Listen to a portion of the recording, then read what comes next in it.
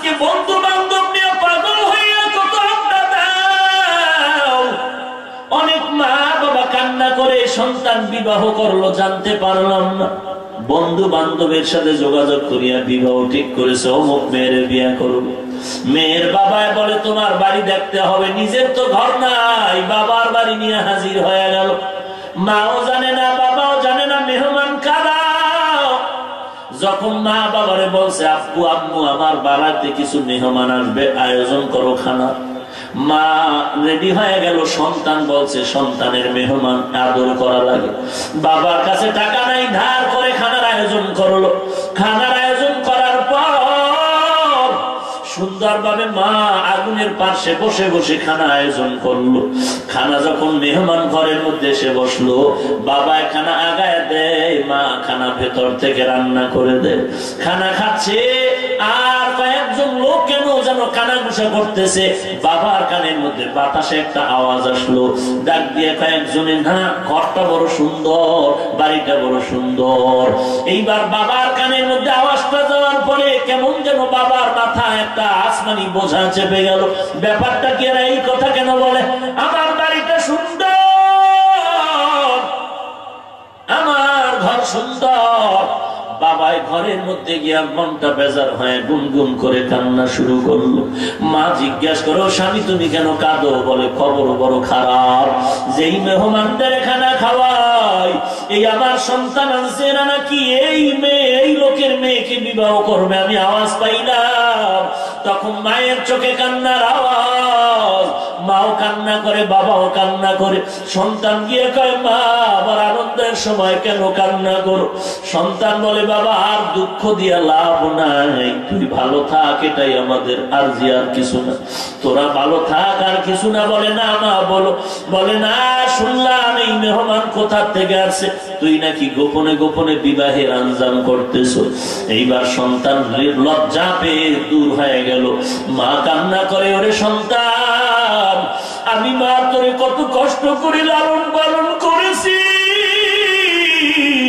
তুই বিয়ে পরীক্ষা দিবি, ম্যাট্রিক পরীক্ষা দিবি, আমি মা ঘর ছেড়ে ওই পরীক্ষার হল অনেক দূরে, আমি ওই পরীক্ষার হলের পাশে আলাদা একটা বাসা ভাড়া নিয়ে আমি রান্না করে তোরে খাওয়াইছি আর তোর জন্য দোয়া করেছি, তুই পরীক্ষায় যেন ভালো নাম্বার পাও। আমি মা ঘুমাই না, রাতের বেলা নামাজ পড়ে পড়ে দোয়া করছি, আল্লাহ আমার সন্তানটা পরীক্ষা দিতেছে, তুমি ভালো নাম্বারের ব্যবস্থা করে দাও। এর এলাকার মুসলমান যুবক,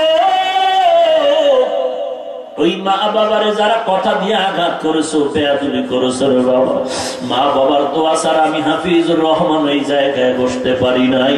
আজকে যার মা নাই সে বুঝে মা কেমন জিনিস। তোমার আমার নবী বড় ইয়তীম, বাবা বলে ডাক দিতে পারে নাই। শিশু বয়সে মা হারায় নবী ইয়তীমের মতো কান্নার আওয়াজ। এরে নবীর উম্মতের দল, এই দুনিয়াতে মা গেল বাবা গেল, একদিন তোমারও ডাক এসে যাবে, মনে করিস না মা বাবার আগে তুই মরবি না, এমন কোন ক্ষমতা নাই তোমার হাতে, গ্যারান্টি নাই। কত বাংলাদেশে তাকায় দেখো বাবার কাঁধে সন্তানের লাশ নিয়ে চোখের পানি ফেলতেছে, আমার কাঁধে আজকে সন্তানের লাশ। আর ইদানিং কালে যত মরণের খবর পাও সব কিন্তু যুবকদের লাশের খবর। গাড়ির নিচে লাশ, যুবকের লাশ, পানির মধ্যে লাশ, সাওতাও যুবকের লাশ, ঘরের বিছানায় ঘুমের ঘরে লাশ, যুবকদের মরণ। হে যুবক, আল্লাহর মহব্বত নিয়ে চলো, মা বাবার খেদমত করো, আল্লাহওয়ালাদের দোয়া নিয়ে চলো, নবীর সুন্নতের উপরে মজবুত হয়ে চলো রে বাবা। 5 ওয়াক্ত নামাজ পড়ো। তোমার মতো যুবক স্কুল কলেজে পড়ে 1 ওয়াক্ত নামাজও বাদ দেয় না, মিথ্যা বলিস না, আছে না নাই? তোমার মতো যুবক কোটি টাকার ব্যবসা করে হারাম খায় না, অভাব নাই। তোমার মতো যুবক আজকে দেখো কৃষি কাজ করে, শ্রমিকের কাজ করে, ড্রাইভারি করে, নামাজ বাদ দেয় না, অভাব নাই। তোমার মতো যুবক র্যাব আর্মি পুলিশ বিডিআরের চাকরি করে, নামাজ ছাড়ে না, অভাব নাই। তোমার মতো যুবক তাকায় দেখো স্কুল কলেজে পড়ে সময় মতো 5 বেলার নামাজ পড়ে, তুমি আড্ডা দাও, ওই যুবক আড্ডা দেয় না। তুমি মোবাইলে সময় কাটাও, যুবক অযথা সময় কাটায় না। এই যুবক এক সময় ডাক্তার ইঞ্জিনিয়ার হলো, তার সুনাম হবে আকাশচুম্বী, মাটি পর্যন্ত তার জন্য দোয়া করবে। এই জন্য আমি সারা বাংলাদেশের যুবকরে বলি, আমার তিনটা কথা যদি তোরা মানিয়া চলতে পারো, ডাক্তারি হও, ডক্টর হও, ইঞ্জিনিয়ার হও, তোর জীবনটা হবে ফুলের মতো পবিত্র জীবন। 1 নাম্বার অনুরোধ, তুই জীবনে মোবাইলের আপন বানাবি না। 2 নাম্বারে কোনোদিন তুই বখাটে দুষ্ট ছেলেদের বন্ধু বানাবি না। 3 নাম্বারে কোনো মুরব্বীদের সাথে বেয়াদবি করবি না। এই 3টা কথা যদি মানো, স্টাম্প দিয়ে আমি দস্তখত দিয়া যায়, তোর দুনিয়াবি জীবনটা হবে ফুলের মতো পবিত্র জীবন। এই 3টা কথা মানিয়া চল, ইনশাআল্লাহ আল্লাহ তোর জন্য যথেষ্ট হয়ে যাবে। জীবনে মোবাইলের আপন বানাবি না। 2 নাম্বারে বখাটে দুষ্ট ছেলেদের বন্ধু বানাবি না।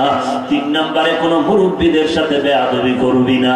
জীবনে যা অন্যায় করেছো, তোর মা জানে না, তোর বাবাও জানে না, তুই জানো আর আল্লাহ জানে কোথায় কখন অন্যায় করেছো। আল্লাহর কাছে আজকে ময়দানে তওবা কর। হে মালিক, আমার মতো গুনাহগার মনে হয় ময়দানে কেউ নাই। যুবক, আমিও যদি তোর মতো এইভাবে চুল কেটে দাড়ি কাটিয়া লম্বা জামা বাদ দিয়া শার্ট প্যান্টটাই পরে চলি, কেউ আমারে বাধা দেওয়ার নাই রে বাবা।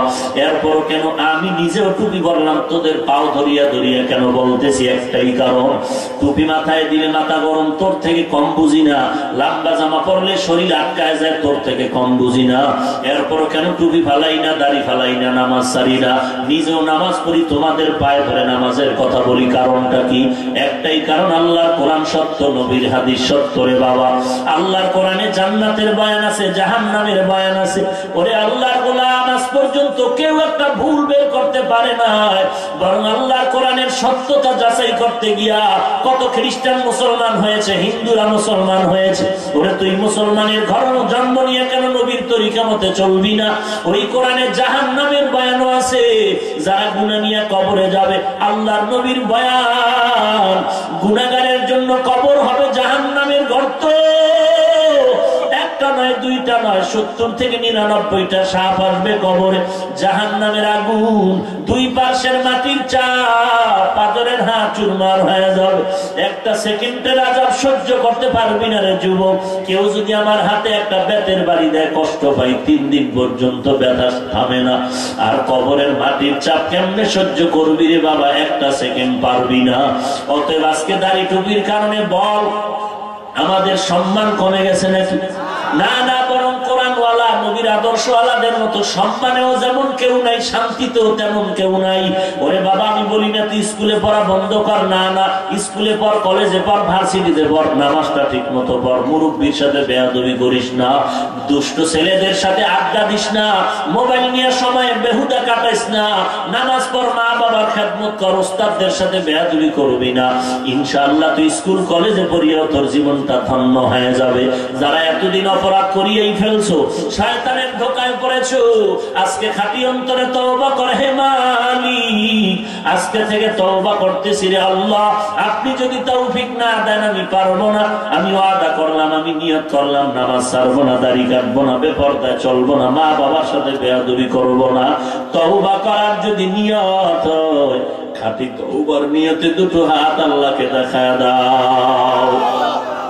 আয় আল্লাহ, সবার হাত কবুল করে নেন, তওবা কবুল করে নেন, তওবার উপরে মজবুত হয়ে চলার তৌফিক দান করেন, আমাদের ঈমান আমল মজবুত করে দেন, নবীজির সুন্নাতের উপর আমল করার তৌফিক দান করেন। গুনাহের প্রতি ঘৃণা জমায়ে দেন, গুনাহের প্রতি ঘৃণা জমায়ে দেন, গুনাহের প্রতি ঘৃণা জমায়ে দেন। আমাদের সকলের তওবা কবুল করে নেন, আমিন।